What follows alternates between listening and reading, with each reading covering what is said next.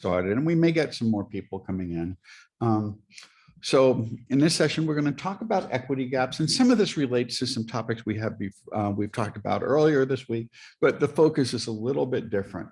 And specifically, what we're going to do is start by talking a little bit about some of the equity gaps that exist. Certainly, there are gaps that we observe by race and ethnicity, by gender, income, and first gen status. So all of these, various identities, and certainly students hold many of these identities, are important in thinking about what we can do in our classroom to create more inclusion and to close the equity or achievement gaps. And there are very substantial differences in all of these. And the next slide actually illustrates these a little bit. The dark green is the graduation rate within 4 years. The medium green is a graduation within 5 years. And the smaller box at the top of each of these is graduation within 6 years.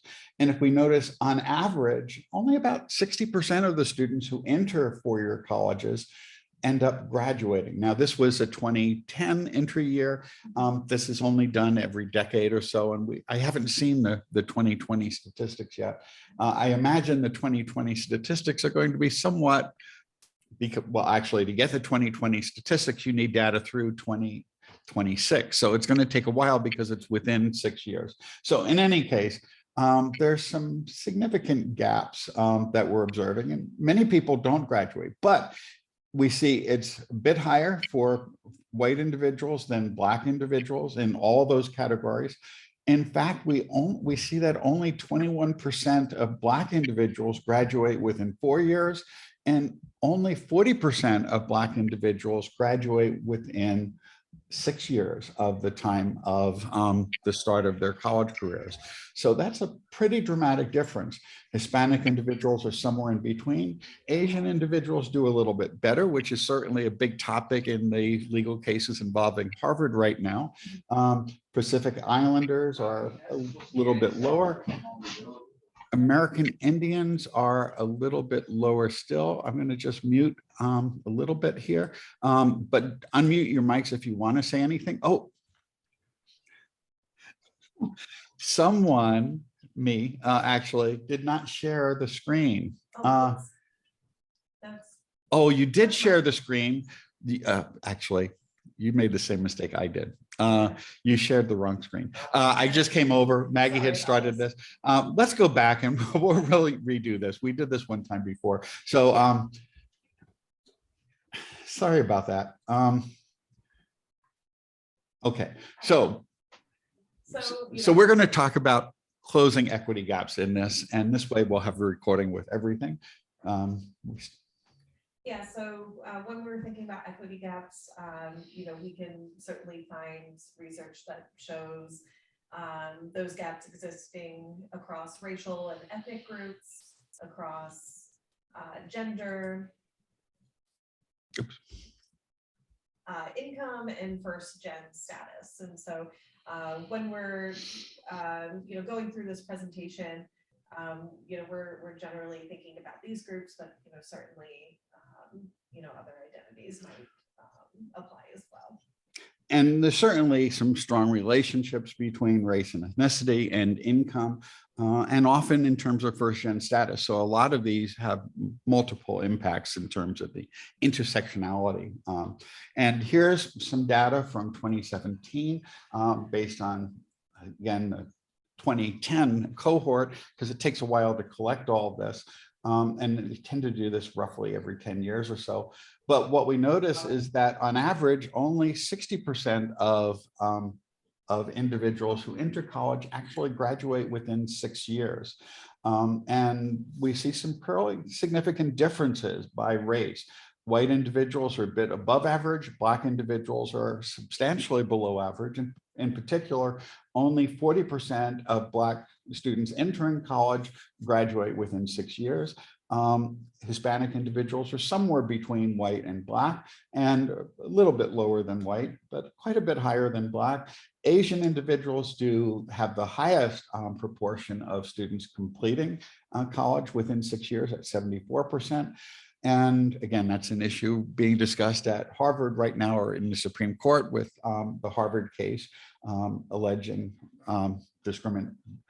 investigating or discussing affirmative action programs and selective hiring for diversity purposes. Pacific Islanders are a bit below average. American Indians and Alaska Natives, indigenous peoples, are relatively low. And people of 2 or more races are pretty close to the average overall. So we get some significant differences. And I suspect, though, that those differences are going to grow quite a bit in more recent data because of the effect of the pandemic. So we've got some really dramatic differences by race. And we're going to focus on some things that research tells us can be really effective in reducing some of these achievement gaps, which we generally tend to refer to as equity gaps today. But achievement gaps is something you see a lot in the literature. So we thought we'd throw that in at this point. Yeah, so the first, kind of series of activities that we can implement in our classroom to build community and create that relationship between the instructor and the student is to learn your students' names. So by calling their names gives them a sense of belongingness and the ability to relate to you as the instructor and to be able to ask you questions. So arriving early and staying late to make yourself available for questions that come up about the class generally, or specific, assignments that might be coming up are also important. And just informal discussions, just asking students how they're doing, chatting with them, how the weekend went and such things is a good way of breaking down some of the barriers. Yeah. I, in my classes, have started class by asking students, what 3 good things are going on this week, and it really does set the tone for the class and gives them the opportunity to share with each other things that they're excited about or proud of, or sometimes they even talk about things that are worrying them this week, and to find that commonality across the classroom is really a wonderful thing. And the next thing is something that really broke down for me this year, this fall, because I had a broken leg at the start of the semester and it took a while to recover. And I was in a tiered classroom, so I wasn't able to go up and down the steps, but wandering around during activities, just assisting students, listening to their discussions to see how they're doing, finding the areas they're getting stuck on, helping them as you go, and just hearing their voices and chatting with them a little bit and giving them some support can be really helpful as well, to let students know you are there to help them. They're much more likely to show up in your office hours or at other times if they see you trying to actively help them during class time. And just that wandering around can be really useful, especially in large classes, because those students in the far back in Lanigan 101 are not always the most fully engaged students. And that physical distance can be separated quite a bit if you join in, if you talk to them a little bit while they're working on problems. Again, some of those conversations, can help you discover their interests and allow you to bring in those examples and ask them to bring examples into the classroom of how the content relates to their lives. But more generally, you can do a lot of that right at the beginning by doing a survey of students, asking them to introduce themselves and talk about their interests and so forth in a discussion forum, or you could have them use Flipgrid, or you could use some other tools such as the Who's in Class form. We've talked about that in other workshops, which was developed by Tracy Addy at Lafayette College. And it's a good way of just collecting data on your students so you know a little bit more about their circumstances, about whether they're working, about their careers, about their interests, their hobbies, and so forth, because you can sometimes bring in material from that form so that you can help students make connections by asking examples that are specific to their interests. And then finally, letting students know how you are available to them. So giving them specific ways to reach out to you, explaining, what office hours are and your availability to them, meeting with them in other locations around campus, really showing them that, that you are available, that you want to be a resource to them and to help them in their work. And letting them, yeah, as Maggie said, letting them know what office hours are for, or perhaps even renaming office hours to student hours or student help hours or something similar, because students don't generally know as freshmen what office hours are, because their experience in the past is they're called to someone's office in high school. It's generally not a very positive thing. And if they know why office hours can be useful, it makes them much more likely to show up. And renaming it could help remove that sort of stigma for students. And also letting them know how you're available. It could be by email. It could be by using messaging within Brightspace. It could be over Zoom. It could be in person office hours or some combination, but let them know when and how and what's the best way to reach you. And also when you might not respond. If you're not going to respond on weekends, let them know, because students do a lot of their work on weekends.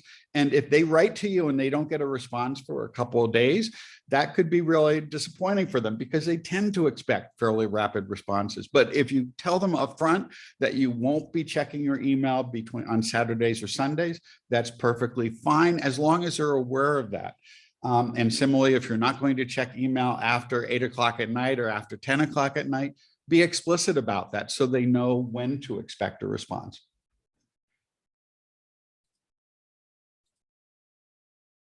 So, this also kind of leads into building community across the classroom. So from student to student. So by, really relying on a small group and peer instruction activities in the classroom. So, thinking about cooperative or team-based learning activities.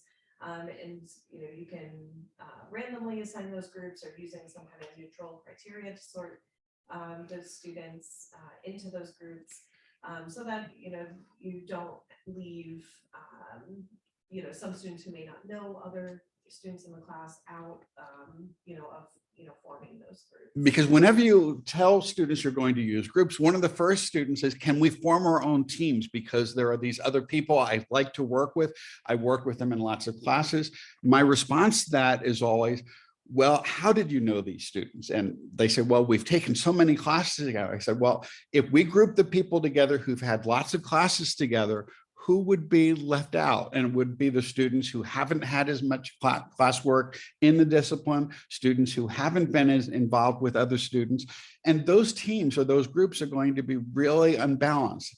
And that's generally not a good way of forming a productive community. One of the things I do when I form groups, persistent groups in my econometrics class or my seminar class, is I just give students a simple survey asking them how many math or economics courses they had prior to the course. And then I sort that from highest to lowest, and I just go down the list so that each student has had more statistics courses or more math courses. The people of those will be spread out among all the groups. Then you get to the middle where there'll all be some people who have a moderate number of those. And then you'll get to the end where students may be only taking their second course. I may have only had 1 or 2 prior math courses before they do that. And by doing that, it creates a much more balanced grouping. And I used to do that regularly right in front of the students. I'll just go down the list and then assign teams to them that way. And it's a nice, fair and equitable way, and you're transparent about it. However, I'm not sure I'm going to do it quite that way in the future, because there has been some research suggesting that when you have when females are a minority of a group, they tend to participate much less actively in the group, and they tend to be perceived as being a less active participant.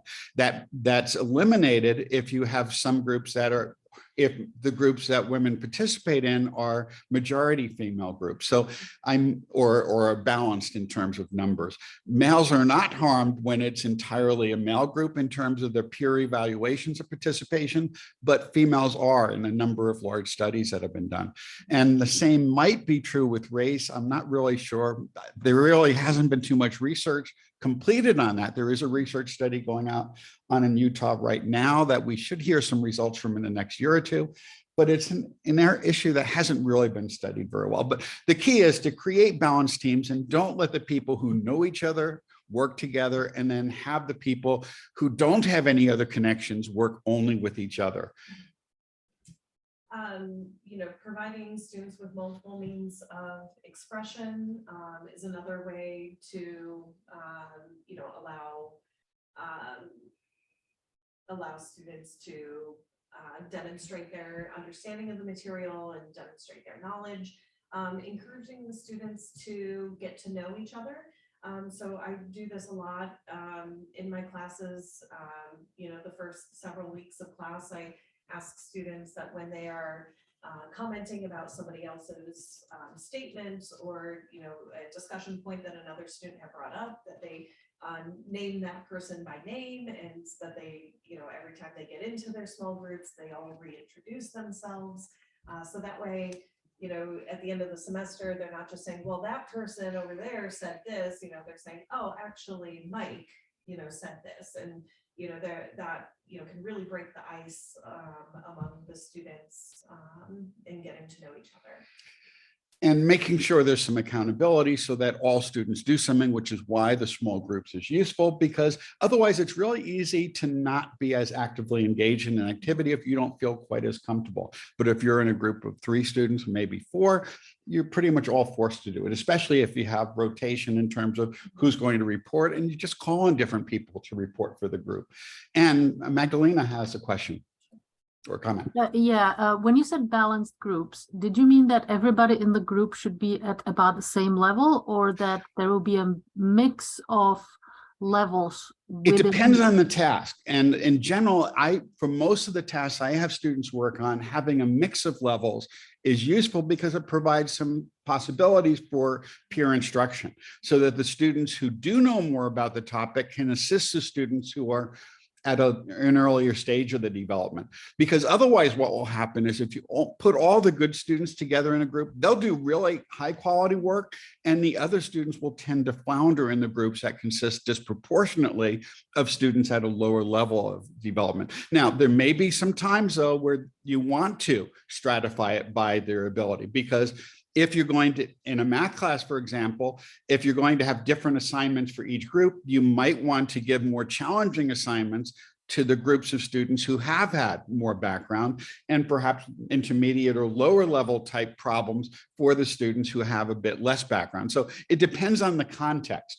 What I was wondering is, when you have a mix of abilities within a group, don't you see it happening that the strongest student will just do all the work and say, well, just let me do it, I want to get a good grade, so you don't know anything? And that's always a potential, which is why it's really important to provide some type of role to each student and have each student report on the work that the group does. And you can also have them evaluate the participation of everyone else.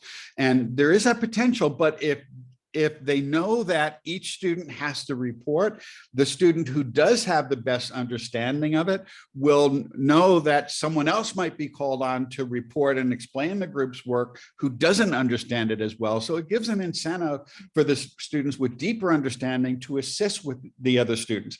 And the peer instruction has some really dramatic effects on student learning, and it benefits both the people who have a stronger background and the students with a weaker background. The students with a stronger background reinforce their learning by trying to explain it in terms that other students whose connections aren't as strong can understand, while the students who are hearing it from other students at a similar level of cognitive development learn it much more effectively often than when they hear things from the instructor, because they're more likely to understand where the barriers are for understanding because they've recently acquired those skills themselves. And I'll say that setting that expectation of having the balanced participation right at the beginning of the semester is really helpful in keeping that strategy persistent throughout the rest of the semester. So students, know right off the bat that every time they're doing group work, that there are specific responsibilities that will rotate. It really, I've seen, at least in my classes that I've done this, I've seen a really dramatic change in the number of students who are actively participating in class. And so it would certainly vary depending on the types of discussions that you're having. So if it's a math-based problem, you'd want to really think about what kinds of roles you want students to serve, in each of that. And to also, and John had mentioned this before, but to rotate like who's reporting out and who's keeping notes, because women tend to disproportionately take on those roles, or disproportionately be given those roles by their groups. And that's something that I've been very open with my students about.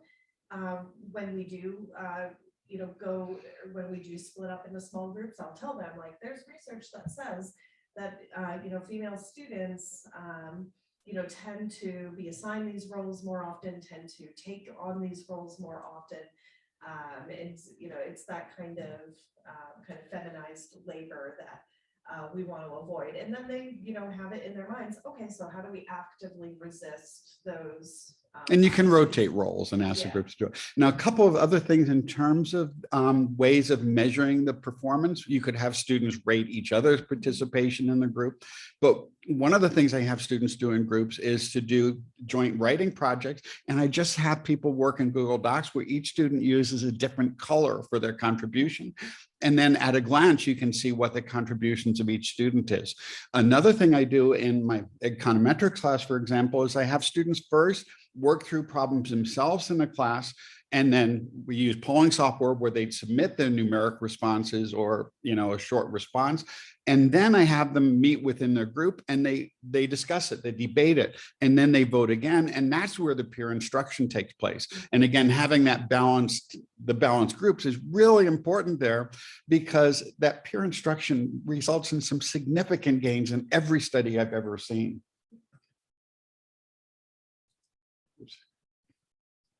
So inclusive representation, in your examples that you're using in your course can be helpful for students to, identify and feel valued in the class as well. And avoiding practices that generate stereotype threat. So things like equity blocks, which have become fairly popular in maybe the last decade or so. And we should probably describe it. Yeah, Do you want? you go for it. An equity gap is where you have all the students line up in a row, for example, and then you say, take a step forward if your parents have a college degree. Take a step back if one of your parents did not complete high school, and such things. And basically what happens is you see this growing difference in terms of privilege, in terms of economic equality and so forth. And it's used often with good purposes, but it's also emphasizing the inequality of the students in ways that can generate stereotype threat, where students who are from groups that are disproportionately less successful end up doing less well simply because they are reminded of that. And some of the classic work on that was done by Claude Steele. We were just discussing this before the session. One of his first studies was having a group of Asian females take a math test, and he just put a simple question at the beginning. One question primed them to consider their gender.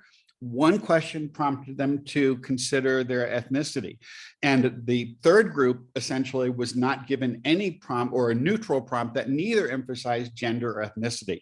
The students who were reminded that they were female did less well on that math test. The students that were reminded that they were Asian did better, had the highest score of any group. The students without a prompt were given a neutral score, were essentially between those other two groups. And this is a study that has been replicated quite a bit with the effects of race and first-gen status and other things. And most outcomes have found similar results, although the effect has varied from school to school. In many, it's one of those areas that hasn't fully been replicated, but the basic results still seem to hold to some extent, that at least in some circumstances, stereotype exists. And reminding students that they're from groups that don't do well is not a very good way of encouraging a growth mindset or encouraging student success. And even just a simple prompt, in particular, the group that was reminded that they were female, were in a college where they had single-sex dorms at the time, and they would just ask which dorm they were living in. And that was sufficient to result in being primed and having lower performance. So it doesn't take much to discourage students, or for students to consider the fact that they're in a group that may not do as well, and that can have a significant effect on test scores. Decolonizing your curriculum, your syllabus, and the resources or the sources that you're relying on for your course materials can also, have an important impact on your students. So thinking about, which voices are being amplified as part of your course and which voices are being marginalized, just based on the kinds of, examples or the kinds of readings that you're bringing into the class or the topics that you're emphasizing, is an important consideration in creating a more inclusive environment. Trying to provide people or examples of readings or authors who resemble the students in some way for the entire group is a good way of encouraging, giving everyone a sense that they belong as part of the discussion. Sometimes that's difficult. There are many disciplines where some groups have been systematically underrepresented, but explicitly mentioning that can be helpful and say, this is an area that this discipline needs to work on, and in fact has been working on, but in the past we certainly have seen these specific groups being underrepresented. And certainly in the STEM fields, that often would be women, but again, exclusion by race and by sexual preferences and other things show up in many other disciplines. And the last point there is having students construct their own examples. If you can't find good representations, ask students how the concepts they're learning in the class connect to their own lives and their expected careers. And having students making their own connections can be as effective as hearing other connections in the readings that you assign in the class. Oops. Really thinking about how you can encourage a growth mindset. And so when we're using the term growth mindset, we're talking about, giving or, really, where are my words? Encouraging students to, that their knowledge about a topic isn't static, that they have the ability to learn, to get better at understanding the material, to get better at communicating that material, and that all learning requires, starting from, one level of development and growing into another. And a fixed mindset is when students believe that they have a fixed level of ability that can't be changed. So you hear this when students say, I'm not good at math. I can't do math. I can't understand graphs. I'm a visual learner or some other ridiculous statement. Because I'll use that to say, well, I can't learn from reading. And my response is always, well, you may want to use your eyes for reading because that tends to be helpful unless you are blind. But in any case, a growth mindset is one where people believe that they can become better at a task by practice and learning from it. And just reminding them of that, normalize the fact that you can make mistakes along the way, you learn from that, and that's how we all learn. And reminding them of past examples of how they learned to ride a bicycle, if they've ever played sports, how, asking them if they learned from reading something or from trying something, making mistakes, getting some feedback, and learning from those mistakes to become better at it. And that's the concept that most students will be able to relate to. We all have fixed mindsets in some areas, but reminding students that they can become better at this, but it's going to require work. And that's another great opportunity for us to connect with our students by sharing our experiences about whether it's academic struggles or other ways that we've struggled in various learning and how we've overcome that. Can humanize us as instructors and really give hopefully motivation for students to work through those that struggle to gain mastery of the various concepts. And in designing your course, make sure there are opportunities for students to make mistakes. I'll normally say that we learn from mistakes and they're going to be given hundreds of opportunities in the class to learn from. their mistakes. But to do that, you have to design your course in a way where students can make mistakes, either at no cost or at a very low cost, and they can do better. It could be with mastery quizzing, for example, or it could be just giving them opportunities for revision, which could require a lot of work on your part if you're teaching a larger class. But you can also let students do some of the work with peer review or with peer feedback on the work and so forth. You don't have to do all the feedback if you can leverage the work of other students, as long as you're involved somehow in there. And I also want to mention the work that Angela Bauer has done, both when she was at University of Wisconsin in Green Bay and at High Point. She's done a lot of work on the impact of growth mindset on student performance. At Green Bay, she gave some extra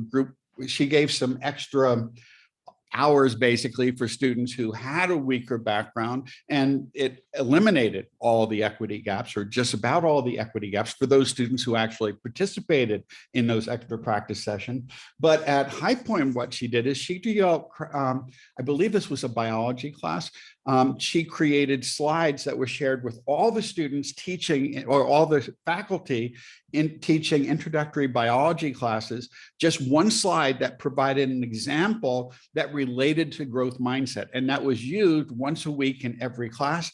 And the equity gaps that existed in previous semesters completely disappeared. So that was a pretty dramatic impact of just reminding students that everyone makes mistakes and learns from them. You know, the slides just were a very simple message about learning from mistakes, which might involve someone trying something, doing the experiment multiple times, and then finally reaching success, but just emphasizing that that's part of the normal process. Which is a good way to counteract imposter phenomenon and stereotype, right? Yeah. And faculty mindset is also really important. So, you know, if we go into the classroom thinking that some students are not going to be successful, you know, we're not going to be creating the environments that encourages students to you know, foster a growth mindset. And, you know, our fixed values will inevitably influence our course structure and design. And so it's something that, you know, we have to be cognizant of as well. And there was a study that was done about a year or so ago. And actually one of the authors of that was on our podcast this fall. And basically what happened is that instructors in STEM discipline were given a mindset quiz, basically asking whether they thought that students can learn from mistakes, or whether students came in with a fixed ability and there wasn't much that could be done about that. And it turned out that faculty mindset was one of the most important predictors of the success of students in the class on a common assessment across all the classes in the discipline. That when the instructor has a growth mindset, all students do better, but the equity gaps became dramatically smaller. When the faculty members believed that there was a fixed mindset, that students came in with a given ability and there wasn't much they could do about it, they found significantly larger equity gaps and lower performance on average for students. And that's an area I think that we could probably work on ourselves so that we don't fall into that trap, especially when we have some rough semesters, as many of us had last fall. And so, you know, really, and we've been kind of emphasizing this in several of the sessions. In all of them. All of the sessions, right? But, you know, particularly the ones this week that we've talked about inclusive teaching, that inclusive teaching is evidence-based effective teaching. And so thinking about, you know, incorporating those evidence-based teaching strategies is something that, you know, we all can do to create more structure in the class, to create clear expectations for our students, so that the students who are coming into the classroom with, you know, this perhaps prior support and resources into college, into university success, are not at such a greater advantage than the students who are coming in from backgrounds that don't have the access to those resources. So being effective instructors is an inclusive practice. And there's a lot of fads in education across the board, but there are a few principles that show up in virtually every study that's ever been done, some of which go back for over a century. And in particular, retrieval practice is something that's been known for about 120 years. It was first called a testing effect, but basically what the research shows unequivocally, because it shows up in every single study, and there have been tens of thousands of studies that have addressed this in one form or another, is that repeatedly reading material provides virtually no gain in learning.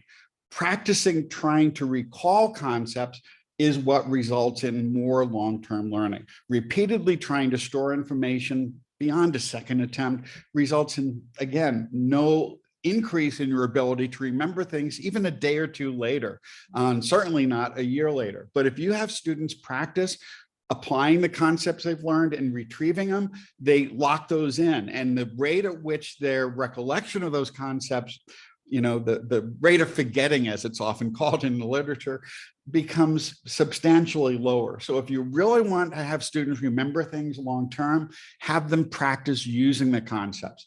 The next thing, which is most important, is space practice. Yeah, so, again, thinking about having students retrieve that information at different intervals throughout the semester. So that, when they're learning something in chapter 1, it doesn't just stay in that first couple of weeks of the semester, but that you are continuously asking them to recall that information throughout the entire semester. Did you want to add? Oh, and students don't like either of these things, but right, but it is, and it's something, again, that I try, and I know John does too, to be really open with students about the importance of these practices, and to show that we are intending, we're creating this structure in the class so that they do gain, in their learning throughout this class. Again, trying to facilitate that student buy-in of like retrieval practice and space practice. And interleaves, as well, which we'll talk about here in a second, that all of those practices are important for retaining and learning. And one way of implementing this is if you're giving weekly quizzes in your class, if you're doing this, say, in Brightspace, what I've been doing for quite a few years now is each time we go to a second or third or fourth week of the class, it will randomly give students questions pulled from earlier portions of the class. And students don't like this because this isn't what we did this week, but it grows. And by the end, it becomes, again, essentially progressively cumulative exam. So by the end of the course, maybe 20% will be on the most recent material, but the other 80% will be stuff randomly selected from other portions of the class. And I give students multiple attempts at that, where they get a different random drawings of concepts. And that's what we mean by interleaving, right? You're taking information from various points. Yeah, that's part of it. But it can also be done on a week-to-week basis. Block practice is the alternative to interleave practice, and it's really hard to separate space and interleave. Yeah. Block practice is often done in most math textbooks and many other STEM disciplines, where students will learn a new skill and then they'll work through a whole series of problems involving that, often just plugging new numbers into a given type of formula or given type of approach. You might be working on integration by parts, for example, and you just have students do a number of integration by parts problems. Interleave practice involves mixing it up when students are tested, that you might still be focusing on the same topics in a module, say, but you're going to mix up the order. The classic study on that was students were shown, in one case, students were asked to compute the shape of 4 different geometric objects, 3-dimensional objects. One was a sphere, one was a prism, one was a cube, and I forgot what the fourth one was. And basically what happened was, in one case, they watched a 10-minute video on how to compute it. Then they were given 10 questions. Then they watched another 10-minute video and they were given 10 questions on the same application. Then they were done. This was repeated for each of the 4 objects. And what happened is students did extremely well on that. The other group, that was a control group, the other group basically watched all 4 of the videos, and then they were given a random mix of questions involving all 4 shapes. And what happened was students who had watched the video and just worked through the 4 problems did extremely well. I think they average about a 90% or so in computing the volume of those shapes. But then, and the students who had the test that randomly gave them questions from all 4 of those only ended up with about a 60% or so. But when they were tested a week later, the students who had the block practice didn't do any better than students who had never been exposed to that. The students who had the interleave practice, where they had to think about not only which numbers to, or not only how to plug numbers into a given formula, but had to determine which formula to plug it into, which is much more demanding cognitively, ended up scoring better than they did the week before, actually. And that study's been replicated quite a bit. So, you know, a mix of block practice and interleave practice is probably the best approach. Give students lots of applications as a learning material, but then also make sure that they have to determine which model or which application to use while they're doing it, because otherwise they'll learn something and move on to a new topic and quickly forget it and not be able to see how which model is appropriate in which circumstances.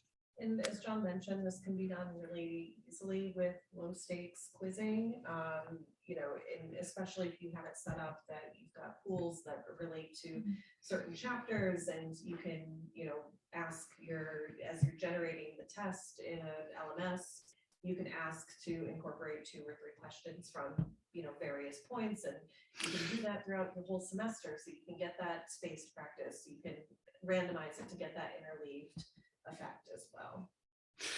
And one of the authors of Make It Stick, who actually we had as a reading group a few years ago, was doing a hockey practice. And during the hockey practice, he got really upset because the coach would have them work on one type of activity, then he'd switch to something entirely different.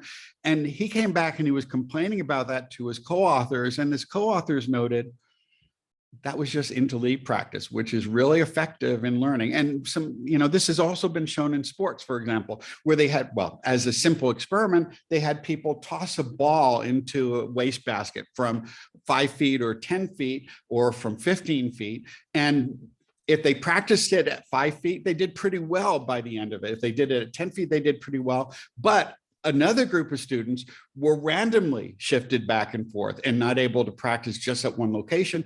They didn't do as well when they had to keep moving and try it from a different location each time. But when they were asked to do it later and they were doing it randomly, the group that had the interleave practice in different ways ended up doing much better. It adds to it makes the task more complex, but that additional complexity increases your learning. So you don't become locked in a particular routine. And other ways to incorporate, we should mention metacognitive reflection. So, you know, also asking students how, you know, to think about how they've learned, you know, the material and what areas, you know, that they've struggled with, or what areas they found success with is another important way to kind of have them thinking about their own learning. Right, and have students come up with a better understanding of what they understand and what they don't understand, because students will often listen to a lecture or read something and it all makes sense.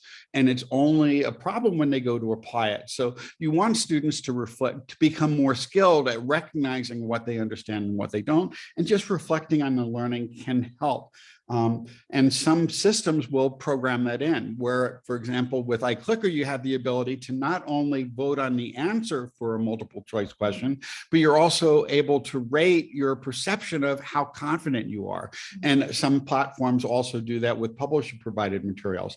And getting feedback on whether students' perceptions of how confident they were and whether they were right or wrong is a good way of helping students become better.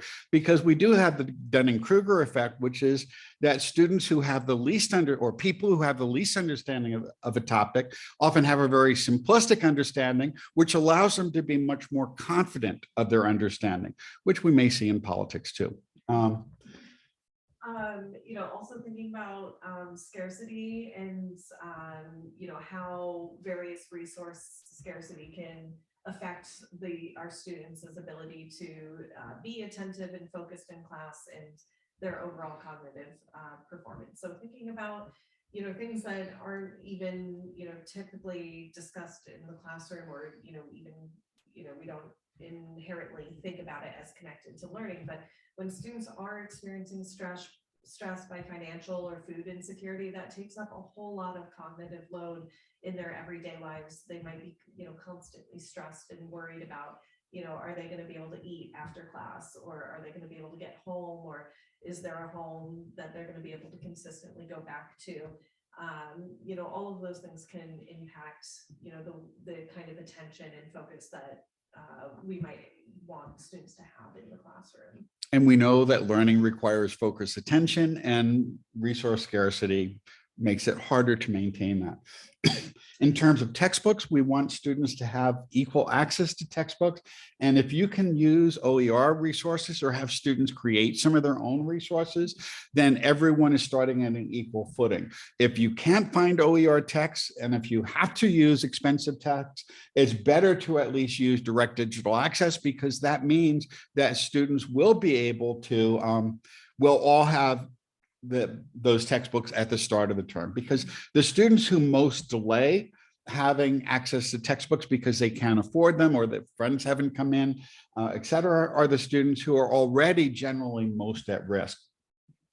And, again, providing students, with the resources to address those outside of the classroom insecurities and scarcity, resource scarcity services can be helpful in closing these kind of equity gaps. So, providing the options for resources on campus for mental health services, food insecurity. We have our SHOP program, which is located in Penfield Library, provides students with and faculty and staff with access to a food pantry and a clothing pantry as well. And as well as other support. There's a few questions in chat. One's from Jenna Laurie, who asked whether there's any research on increased cognitive load when all the students' courses start using interleave practices.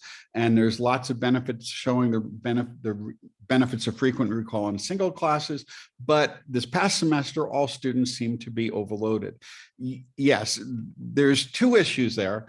One is that in general, the more these research, that when these are used in all courses, students tend to learn more in all classes, but also it does increase the amount of work that students have to do.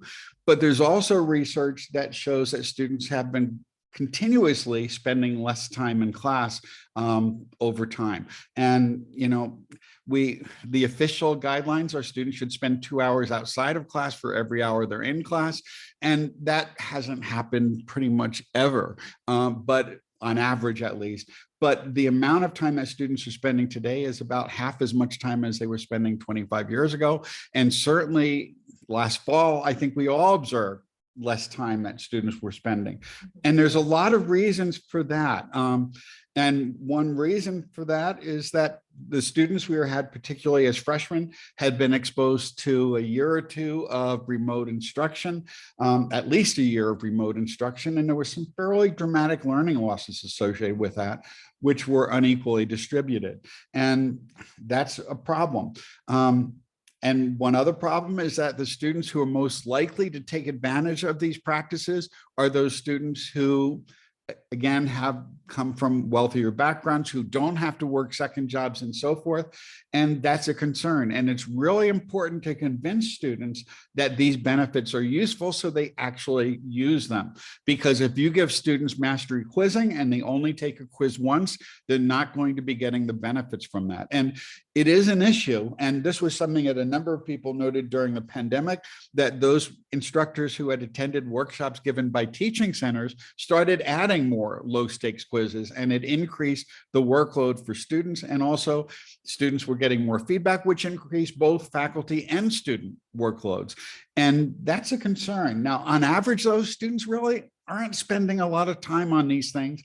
And my personal perspective is, we need to remind students that they need to spend time on these activities, and that if they come in with a weaker background, they can be successful, but it will require more effort. One of the things that oh, what's his name? At University of Central Florida. Chuck Zubin has mentioned, for example, is with adaptive learning systems, which we had on the previous screen. What happens is in a typical class, students will end up spending roughly the same amount of time on the material, but end up with very different outcomes or unequal learning. With an adaptive learning system, students end up spending different amounts of time learning the material, but they can all end up with the same outcome of achieving those learning objectives. And reminding students of that if they come in with a weaker background, they can make up for it, but it's going to require more work. Convincing students of that is not always easy. And it's something I've been struggling with for years. So I don't have a great answer to that. Any? Yeah, I think it's, yeah, I don't think I have really anything to add onto that either, but,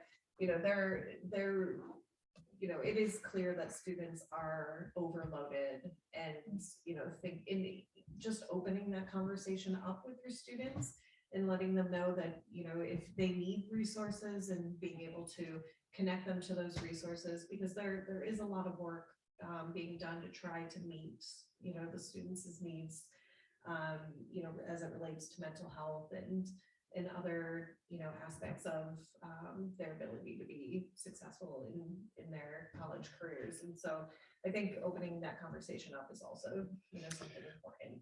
And Magdalena put in a question saying that there's a documented college completion and registration gap between men and women, with men doing worse. Do we know what would help to close this gap? There's a lot of research going on that, and that's particularly true for Black males in general, that in general, there is a gap in achievement, and this is back at the high school level as well as the college level, between males and females. And actually, there was a study done by some people at Duke about a year and a half ago who looked at success in STEM courses. And what they found was that female students were much more likely to drop a major in STEM disciplines when they didn't do as well as expected, even though they were getting higher grades than males. So that's a somewhat different issue. But one of the things seems to be, and there is a large literature on this, that women tend to be much more sensitive to grades and respond to grades in terms of major choice and persistence in a discipline, which is a slightly different question.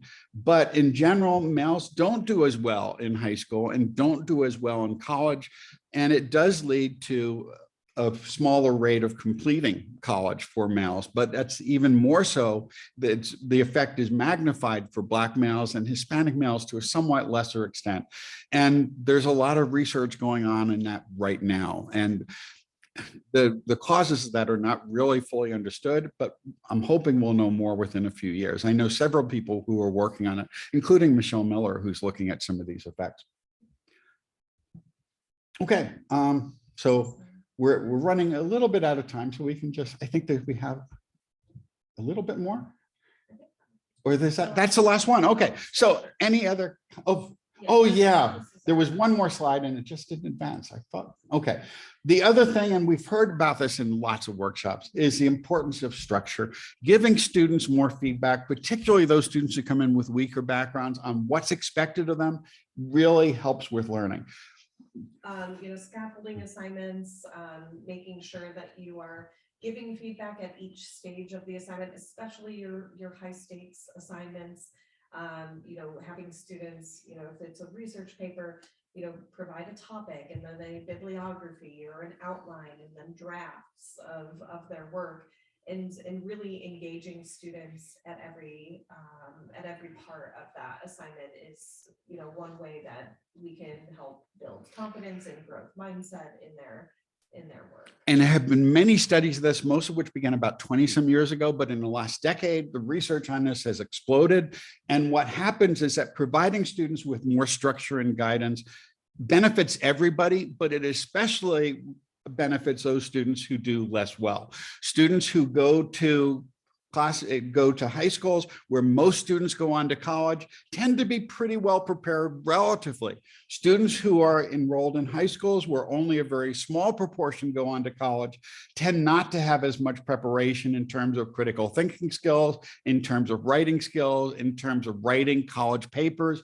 and so forth, and providing more structure, giving students information about exactly what's expected of them and giving them more support along the way can be really helpful. High stakes papers where students write a paper and turn it at the end of the term are very good for those students who already are good at that skill, but first-gen students, students with lower incomes tend to do much less well at that because they haven't had practice on that. Breaking that assignment, as Maggie said, up so that they first write a proposal and you give them some feedback, correcting some issues right at the very beginning, letting them write an outline of their paper and giving them some feedback on that, then having them do a bibliography, then maybe an annotated bibliography, and then maybe letting them use ChatGPT for the final version, which will turn in a really high quality product at the end. That's a topic for next week. But giving students more support, giving them rubrics and helping them, giving them some examples of what you expect from them is